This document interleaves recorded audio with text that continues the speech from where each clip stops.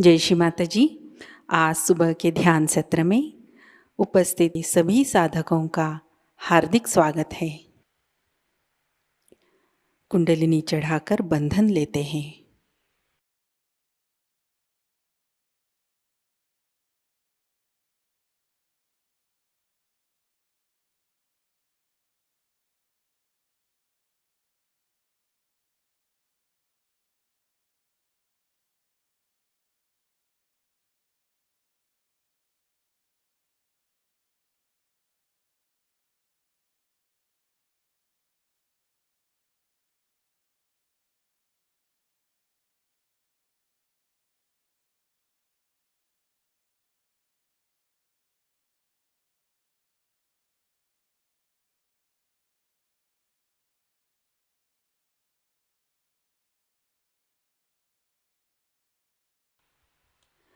तीन महामंत्र, तत्पश्चात श्री गणेश मंत्र।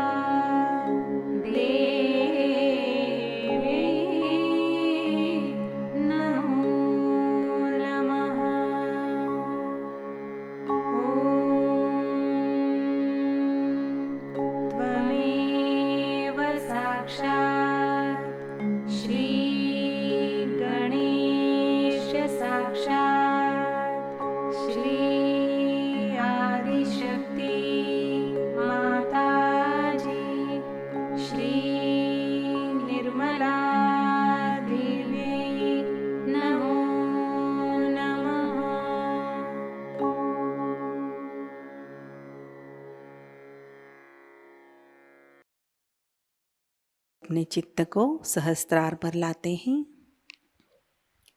परम पूज्य श्री माता जी, कृपा कर आप सामूहिकता के सहस्त्रार में विराजिए। श्री माता जी, कृपा कर हमारा आत्म साक्षात्कार दृढ़ कीजिए। कुछ समय सहस्त्रार पर इसी अवस्था में बैठते हैं।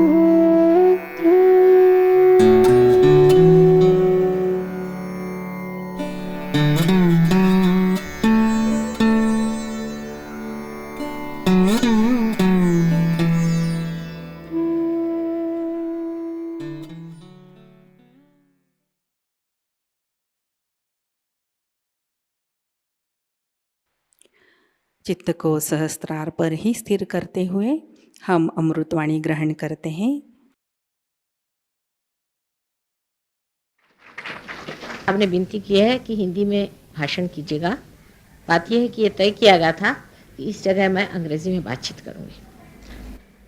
उसकी वजह यह है कि अभी तक हिंदुस्तान में अंग्रेज़ी में मैंने कहीं भी बातचीत नहीं की, और ये जो अतिथि लोग आए हैं आज तक मेरा भाषण सुन नहीं पाए, इसलिए इनसे कहा था कि यहाँ पर मैं अंग्रेज़ी में बातचीत करूँगी। और जब मंदिरों में आदि या मेरे ख्याल से दिल्ली के विद्यापीठ में भी जो भाषण होने वाले हैं वो हिंदी भाषा में ही होंगे, इसलिए कृपया आप दूसरे भाषणों में भी आएंगे तो मैं हिंदी में बातचीत करूँगी। आशा है आप लोग बुरा नहीं मानेंगे, क्योंकि ये अतिथि हैं, थोड़ा सा इनका भी कभी ख्याल करना चाहिए। हालांकि आप लोग सब थोड़ा बहुत तो अंग्रेज़ी समझते हैं और मैं कोई ऐसी कठिन अंग्रेज़ी बोलती नहीं। अगर आपको कोई उसमें प्रश्न हो तो मैं आपको बता दूँ। सिर्फ ये 5-6 लेक्चर्स जो हैं ये मैं अंग्रेज़ी में देने वाली हूँ, इसके लिए क्षमा कीजिएगा।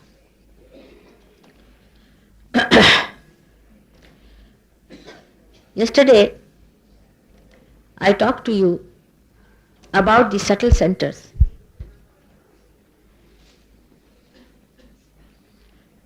which exist within our being.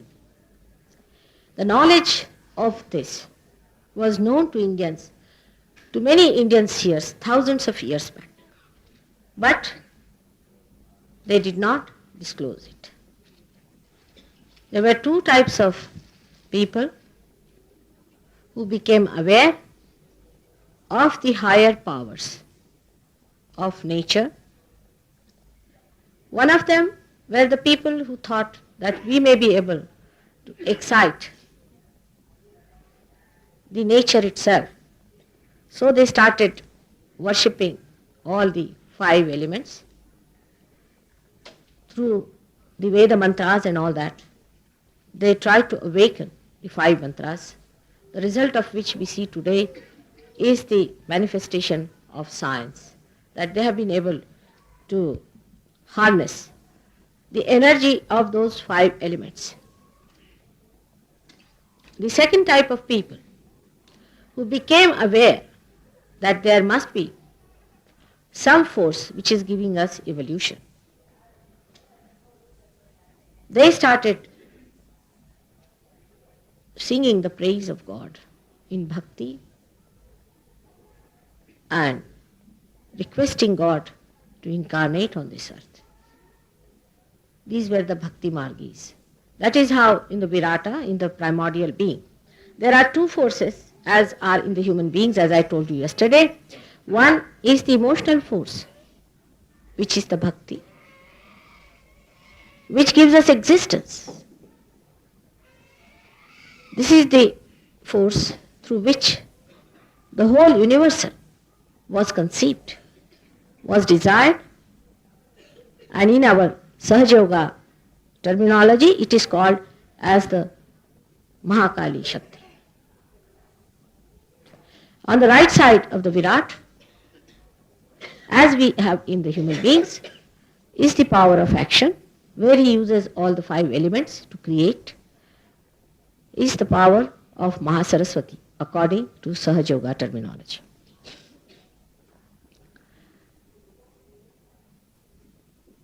The third force that did not operate so openly started thousands and thousands of years back in this country, where people started giving Ishvara Pranidhan, which is the basic of Hatha Yoga. That is to establish Ishvara within you. First, the Ishvara must be established. The light of your spirit, your Atma, must be awakened. And then the cleansing must be done, and people must be established into their self-realization. This line of action was taken for very, very few people, extremely few. So much so that after Buddha, when Viditama, his one of disciples, went to Japan, he started a cult called as Zen, which is the same as Sahaja. And they are mentioned that in 6 centuries they had only 26 Kashyapas, means the ones who were realized. Even Indra was given realization, even Brahmadeva was given realization. So it extends up to the date when Brahmadeva was created out of Sri Narayana, Sri Vishnu. To us, all these deities are mythological things. Actually, they became mythological because when people started talking about the flower in which the honey was, people started worrying about the flower. They were more worried about the flower than the honey. So then the people came up, like Buddha and Mahavira, who said, better not talk about the flower at all. If you talk about the flower, people get stuck up at that point. They go discussing, arguing, and also getting into rituals which were dead, just trying to do some sort of a dead work, and the progress of their being was completely obliterated, and they could not go any further with it. It was then desired that something should be done to overcome this hurdle of human beings by which he gets stuck up to forms. So many people on this earth came as gurus, as real gurus. The manifestation of this great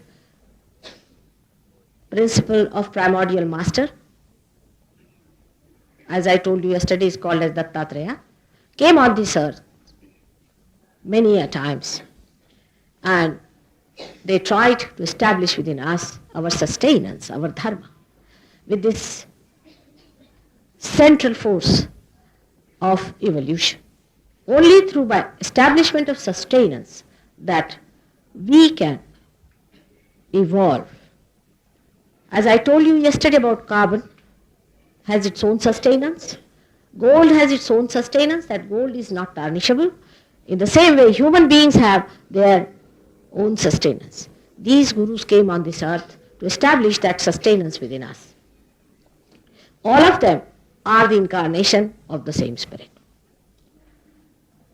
like Raja Janaka, he came as Nanaka. Also Muhammad Sahib was the same personality, absolutely the same personality as Guru Nanak. There is no difference in their personality. Just the same. That's why Guru Nanaka came on this earth to tell people that you should not find on this basis of Hindu and Muslims. Because he realized as Muhammad Sahib that he had done a mistake to tell people that all human beings are just the same and one should not force things in this manner. Actually, the whole thing gets perverted as soon as the disciples take the place of the gurus.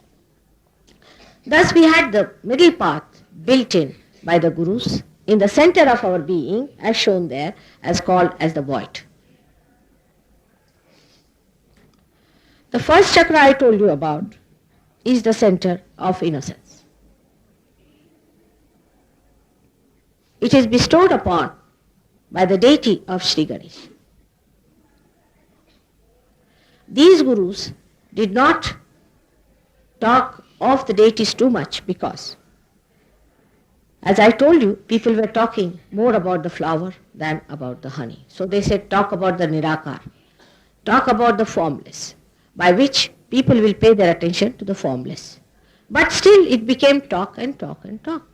When they talked about the flower, people got stuck up with the talk about the flower. And when they talked about the Nirakara and formless, they got stuck up with that. So human beings are such that they get stuck up with their thoughts, which are limited, coming from a limited area of their intelligence and their rationality. So what was rational became a problem for saints to give realization. So there was again a revival at the time of Shankaracharya. Again Nanaka came and talked of Nirakara. Like that they were trying to bring the people closer to reality by telling them, now forget this, now take to this. Now forget this, take to this. Somehow that by giving up things they might be able to reach the reality.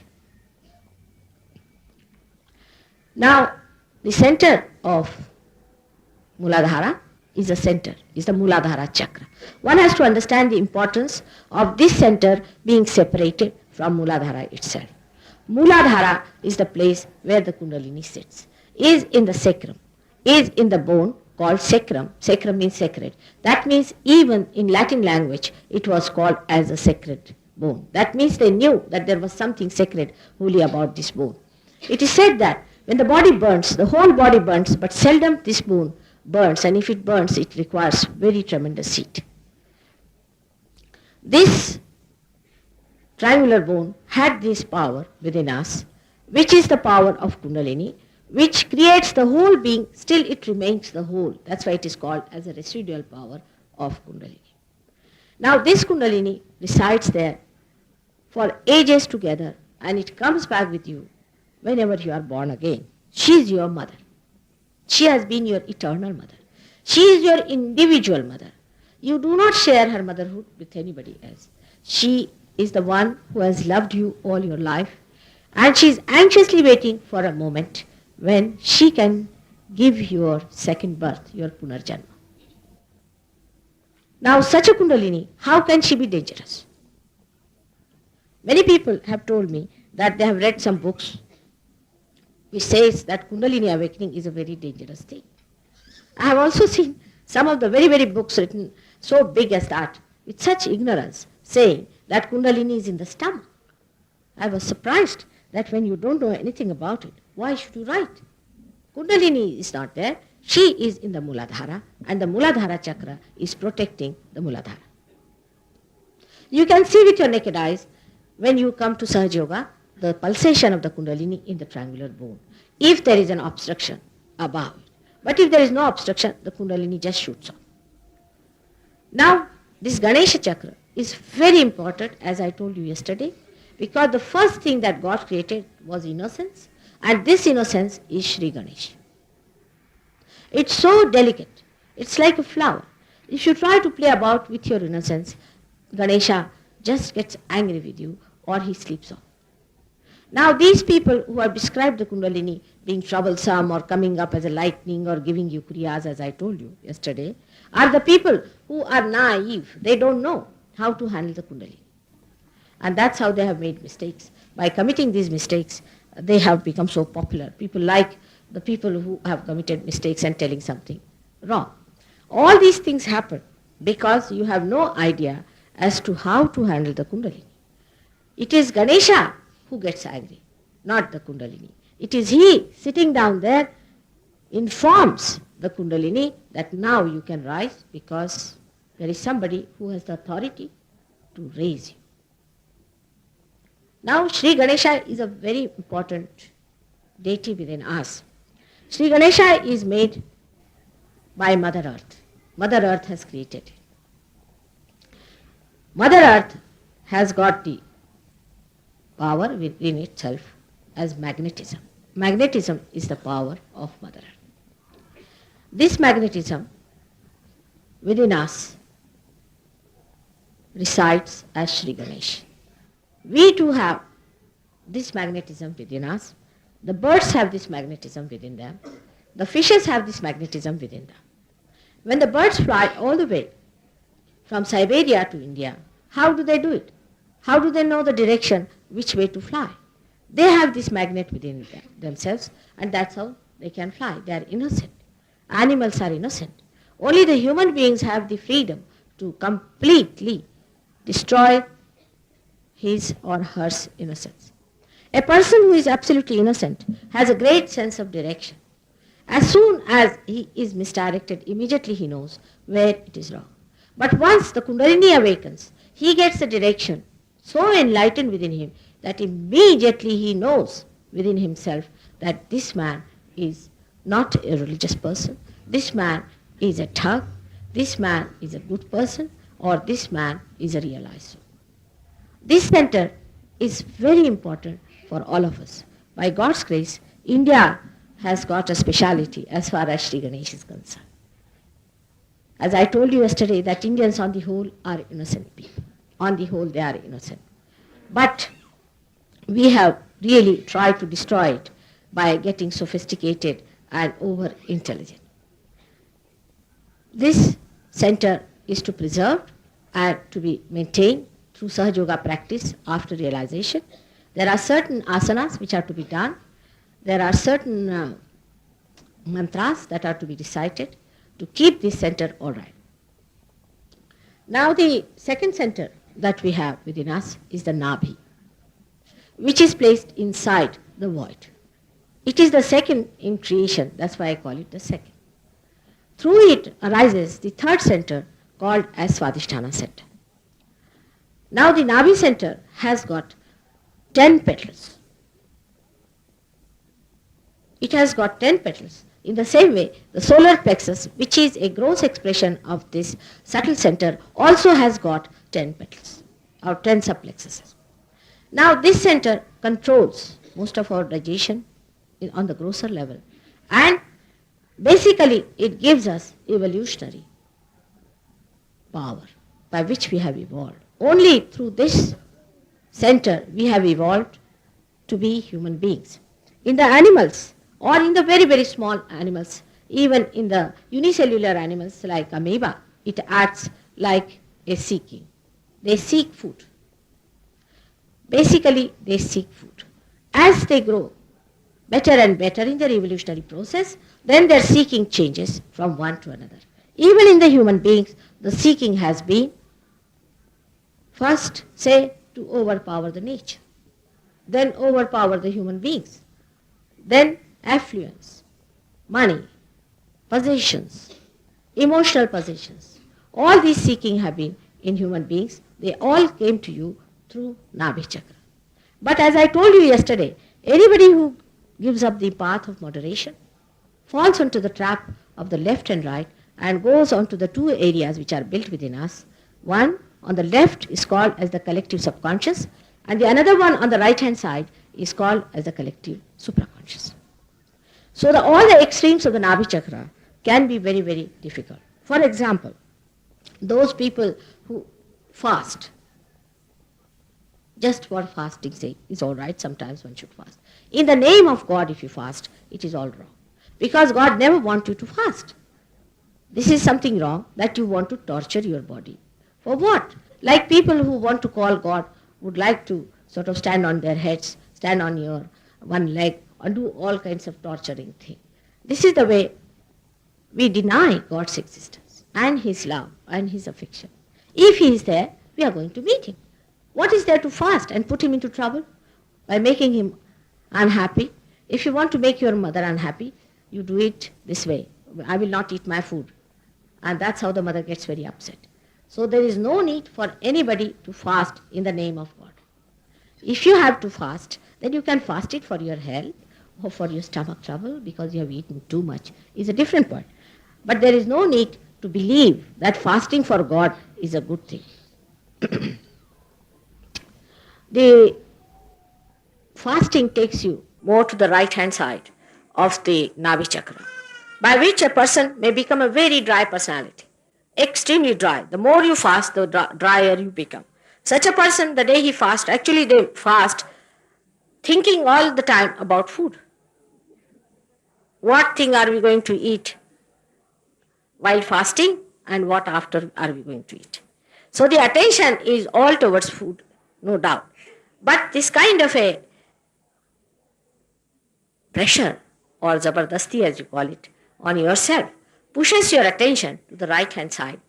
By that you enter into the area of collective supraconscious. Fasting people become emotionally dried up. Their emotions become dried up because only the right hand side is the action towards it takes place, but the desire is not fulfilled. And that's why the left hand side is frozen. You must have heard of so many seers we have had called so-called rishis who were very hot-tempered. They used to curse people. They used to just bhasmisat, you see, make them into bhasmas. And they used to just curse such people. These were the people who developed the power of the Surya, as they said. Like Surya they became, because this was the Surya Nadi. And they could, by their power, could just kill anybody they liked.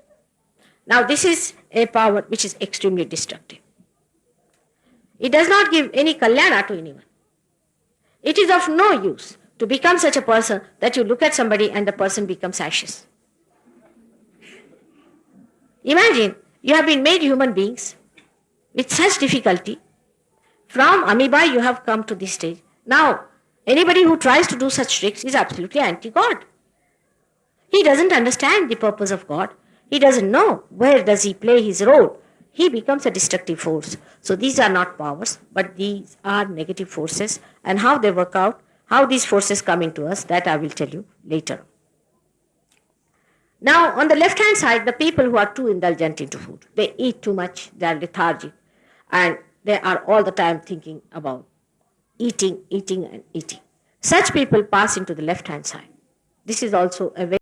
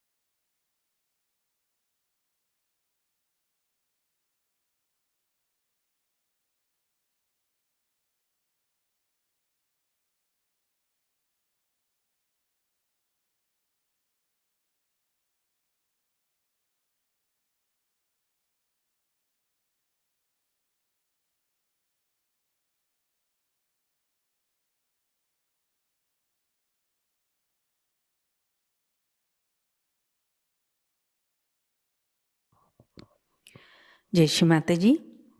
Shri Mata जी के पावन श्री चरणों में हम प्रार्थना अर्पित करते हैं। परम पूज्य श्री माता जी, आज का ध्यान आपके श्री चरणों में समर्पित है। आज की अमृतवाणी में आपने जो ज्ञान हमें प्रदान किया, सामूहिकता आपकी ऋणी है। परम पूज्य श्री माता जी, कृपा कर हमें निरंतर संतुलन में रखिए, जिससे हम हमारे धर्म पर खरे उतरे। आपकी कृपा से हमारे अंदर आध्यात्मिक समझ प्रस्थापित हो। आपकी कृपा में हमारी सुबुद्धि का उपयोग सहज कार्य के लिए हो।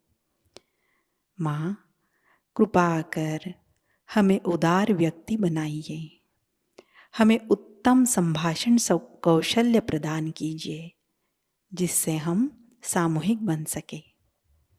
श्री माता जी, आज के ध्यान सत्र में अगर हमसे कोई गलती हुई हो, प्रार्थना करते हुए भी कोई गलती हुई हो, कृपा कर हम सबको क्षमा कर दीजिए। हमारी प्रार्थनाओं का स्वीकार कीजिए और हमें आशीर्वादित कीजिए।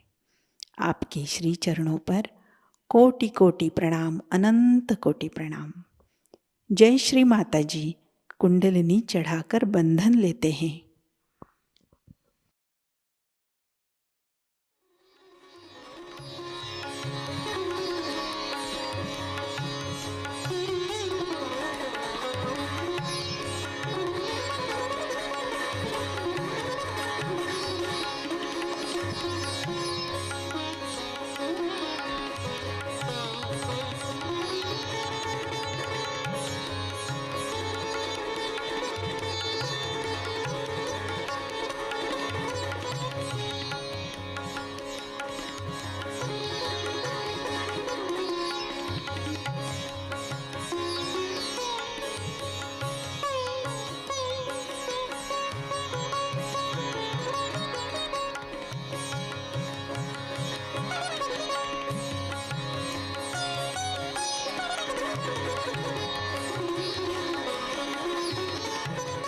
आज आप सभी का दिन अत्यंत मंगलमयी हो।